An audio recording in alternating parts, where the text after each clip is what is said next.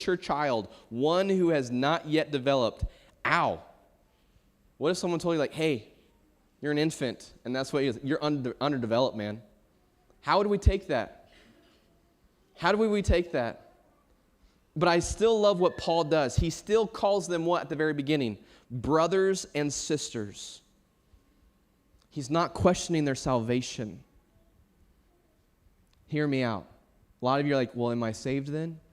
He's not questioning their salvation.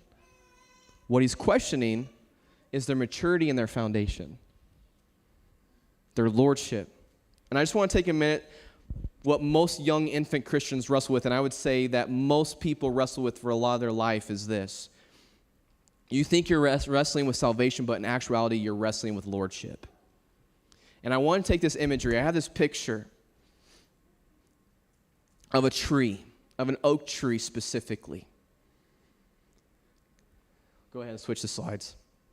And it says, Isaiah 61:3, it says, they will be called oaks of righteousness, a planting of the Lord for the display of his splendor. And I want you to take our relationship with the Lord like an oak tree. Someone who was planted, transformed, but anything that we see as a young volunteer tree, what do? We put them in a greenhouse. We make sure they're watered. We make sure there's enough sunlight. We make sure that the atmosphere is perfect for them to grow. So that in the seasons of weather, right, we understand this more than anyone because we have four wonderful seasons. We know when we see a tree that's dying, we see a tree that's thriving, we see a tree that literally there's leaves that are full and bright, and then we see leaves that are dying and falling, and then we see the wintertime, we're like, okay, hopefully it comes back. But what's wonderful is that we never question the fact that the tree, again, the only time we question the fact of the tree's growth is based upon what it looks like.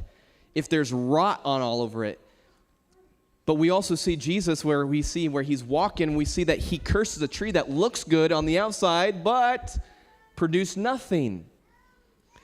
Jesus is known as the good gardener. He's going to trim off things, and we want him to trim things off of us. It's incredible how many times as Christ followers, we don't want God to cut off anything. Cut you off on certain elements of your life. That's why in some cases, God's going to not let you move on until you cut off the area of lust. Or maybe he's going to cut off the things of addiction that you will not let go of.